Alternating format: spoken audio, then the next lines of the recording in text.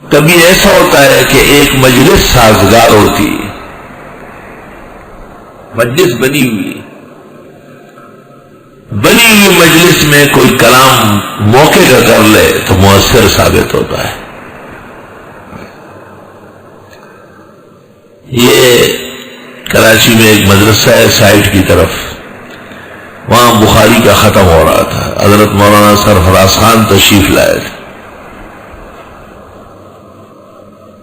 وہ پرانے طلباء جو شہر کے ہیں ان کو سب پتہ ہے۔ وہاں ایک زندیق تقریر کر رہا تھا، کراچی کے ایک بڑے مدرسے کے محتمم بدبختی سے کئی ان سے متاثر ہوا تھا۔ اصل تو ان کے باپ تھے بڑے نیک آدمی، بیٹا پکا زندیق ہے، اور اس کا زندیق ہونا علماء دیوبند کو پتا ہے، سب کو ایک جیسے پتا ہے۔ اس کی تقریر کا حاصل یہ تھا کہ مدرسے ختم کرو، خانقاہیں بناؤ، مدرسوں کا نظام فیل ہے، اس سے کچھ بھی نہیں بنتا۔ سب علماء بیٹھے تھے، غریب طلباء بخاری رکھ کے بیٹھے ہوئے، ان کے جیسے وہ طلباء ہوتے ہیں چند، اور جہان پورا بھرا ہوا تھا، وہ بڑا میدان ہے وہاں، اور وہ تقریر کر رہا تھا، ایک ٹانگ آگے رکھتا تھا ایک پیچھے، اور سفید رومال تھا، ایسا ایسا کرتا تھا، بڑے بزرگ کا بیٹا، ان قارون من قوم موسیٰ فبغى علیہم، قارون بھی اچھے لوگوں کی اولاد تھا لیکن خود بدچلن تھا۔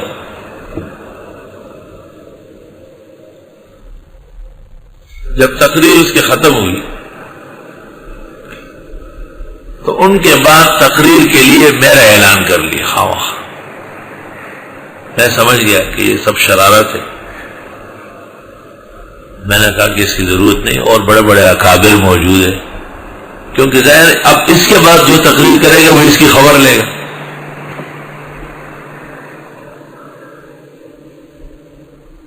5-10 منٹ تک لاؤڈ اسپیکر ایسے ہی پڑا رہا، اور وہاں جلسے والوں نے کہا کہ نہیں، آپ کے علاوہ کوئی اور نہیں کرے گا، یہ فیصلہ ہوا۔ تو میں نے کہا خالص لڑانے کے لیے، اور کیا ہے۔ حضرت نے بھی فرمایا مولانا سرفراز نے کہ نہیں، آپ کو تقریر کرنی ہے، انہوں نے کہہ دیا ہوگا۔ تو میں نے تقریر کی، والذی ارسل رسولہ بالہدی ودین الحق لیظہرہ علی الدین، کہ اسلام کو دلیل اور برہان کا غلبہ حاصل ہے، اور اسلام کے جیسے ستون انبیاء تھے، انبیاء کے ختم پر اب وہی ہدایت اور رشد صرف مدارس سے مل رہی، اور خانقاہیں شرعی چیز نہیں ہے، وہ شرعی چیز ہے۔ شریعت کو مسخ کرنے کے لیے یہ پلاندے بنائے گئے تھے۔ ہمارے بعض اکابر اور بزرگوں نے اس نام پر کام کیا، لیکن وہ نام بھی، وہ کام سارا کا سارا دین کا ہے اور مدرسوں کا ہے۔ بڑی موڈ میں تقریر کی کہ ابن الحمام محقق اسکندریہ میں خانقاہوں میں پڑھاتے تھے، اور اس میں ابن نجیم اور قطل البغا جیسے لوگ ان سے پڑھنے گئے تھے۔ وہ خانقاہ دنیا میں کہاں ہے؟ اس لیے اسلام کی عزت رفتہ کا ضامن صرف اور صرف مدارس ہے۔ جس طرح امریکہ اور برطانیہ مدارس نہیں چاہتے، اس طرح ان کے ایجنٹ جو علم اور ولایت کے رنگ میں ہے اور ہے زنادقہ، اسی طرح ہے۔ ساتھ میں ڈرے صاحب، اور میں نے خطبے کے بعد شعر پڑھا کہ چمن میں تلخ نوائی میری گوارا کر، کہ زہر بھی کبھی دیتا ہے کار تیری آتی۔ میں نے شعر پڑھا تو ایک بڑے مولوی نے کہا ہاں مزہ آئے گا آج۔ خیر 20 منٹ آدھا گھنٹہ یا اس طرح کوئی تقریر ہوئی ہوگی۔ اتفاق سے اسی وقت مولانا سنجان صاحب ڈھاکے سے یہیں پہنچ گئے تھے، بیٹھے تھے اکیلے، ٹیلی فون آیا تھا۔ تو تقریر کے بعد میں نے ان سے اجازت لی اور میں روانہ ہو گیا۔ میں نے کہا مولانا سے ملاقات کریں، تو پیچھے ہماری گاڑی کھڑی تھی، وہ گاڑیوں میں بیٹھنے کے لیے ہم اس طرف چلے گئے تو دیکھو مفتی نظام الدین صاحب بھاگے بھاگے بھاگے بھاگے۔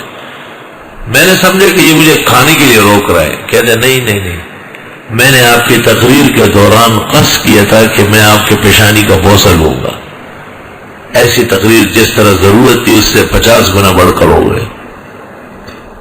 مولانا مودی یوسف صاحب کشمیری ابھی تک یاد کرتے ہیں، مجھے کہتے ہیں معجزاتی تقریر تھی.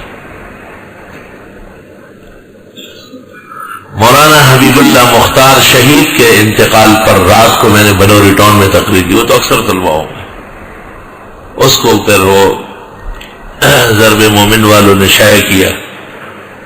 مکہ مکرمہ و مدینہ جب میں گیا، وہاں کے دوستوں نے مستقل اس کی دعوتیں کی، اس تقریر کی، اور پورے بنگال میں وہ پرچہ ہزاروں کی تعداد میں چھپا ہے اور بڑھتا تھا.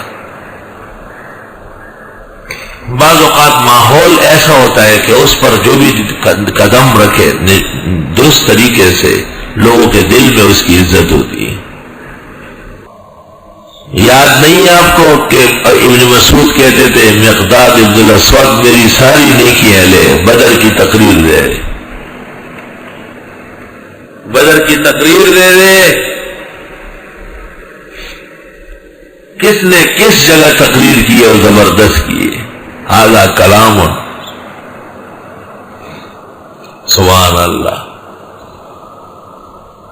امام شافعی نہیں فرماتے کہ بس ابو حنیفہ کا ذکر میرے سامنے کرو، وہ مشک ہے، جیسے جیسے مہکے گا پھیلتا جائے گا مہکتی جائے گی مجلس. شیخ الاسلام حضرت مدنی قاری طیب صاحب کی ایک تقریر کا ذکر کرتے تھے جو انہوں نے بمبئی میں کہی تھی، وہ بہت مشہور واقعہ ہے. ہر دور اور ہر زمانے میں ایسے لوگ گزرے ہیں جن کی قیمتی باتیں ہوتی ہیں. لاہور میں جلسہ تھا انجمن حمایت الاسلام کے زیر صدارت. امام الحسن مولانا انور شاہ صدر تھے، عطا اللہ شاہ بخاری اسٹیج پر جوان تھے، خاص طریقے سے مرزا کی گد بنائی. مولانا منظور چنوڑی بیان کرتے ہیں گلا بھی خراب، کان بھی بند، اور پھر بھی علمی مواد ہے تو آپ غور سے بیٹھے رہتے ہیں، سنتے ہیں کہ علم ہے اس میں. اور اللہ شاہ بخاری کا تو جوانی تھی اور حسین جمیل تھے اور حسین الصوت تھے اور ملکات خطابت ان کی مسلمہ تھی. اور جب وہ گفتگو کرتے تھے ایسا معلوم ہوتا ہے جیسے آسمان سے موتیوں کی بارش ہو رہی. آتش فشاں خطیب تھے. تقریر کے دوران مولانا انور شاہ صاحب اٹھے اور عطا اللہ شاہ کو کہا کہ میں آپ کے ہاتھ پر بیعت کرتا ہوں، آج سے آپ کو امیر شریعت کہا جائے گا. تو عطا اللہ شاہ بخاری تو ان کے شاگردوں کے درجے کے آدمی تھے، وہ رونے لگے. کہا حضرت آپ کیا کرتے؟ کہا نہ دارالعلوم دیوبند کے دارالحدیث میں 50 سال بخاری پڑھانا اور نہ آپ کے اسٹیج پر مرزا کے خلاف ایک ڈرامہ کرنا. وہ جو مرزا کی گت بناتے تھے نا کہ مرزا انسان نہیں ہے، وہ مرزا ایک شریف آدمی نہیں ہے، دلائل اور ان کے واقعات، اور مرزا ایک عام انسان اور مسلمان تو درکنار بدترین کافر و مرتد ہے. تو گفتگو تھی، وہ ایک کلام تھا ان کا. اللہ والذی اللہ وہ ہے یسیرکم فی البر والبحر، جو چلاتا ہے تم کو خشکی اور تری میں، حتی اذا کنتم فی الفلک، یہاں تک کہ جب تم بیٹھ جاتے ہو کشتی میں، وجرین بہم، اور وہ لے چلتی ہے ان کو، بریح طیبۃ، بعد موافق کے ساتھ، بعد موافق. تم بھی بعد مخالف سے نہ گھبرائے عقاب، یہ تو چلتی ہے تجھے اونچا اڑانے کے لیے. کشتی روانہ ہو گئی تو بعد موافق ہونا چاہیے. اگر ہوا موافق نہ ہو بادبانی کشتی ہوتی تھی. تو ابو موسیٰ اشعری اللہ اور ان کے لوگ وہ مدینہ آ رہے تھے اور افریقہ پہنچ گئے تھے،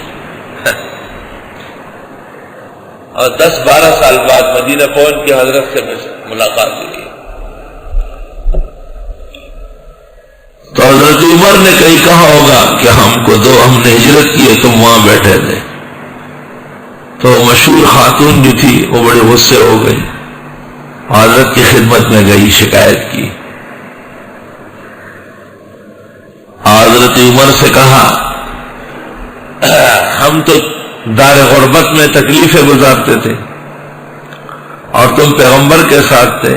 یعظ جاہلکم ویطعم جائعکم، تمہارے جاہل کو نصیحتیں کرتے تھے، تمہارے بھوکوں کو کھانا کھلاتے تھے.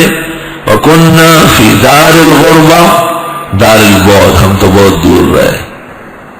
تو حضرت کی خدمت میں گئی وہ خاتون، وہ عشری خاتون، عشریہ.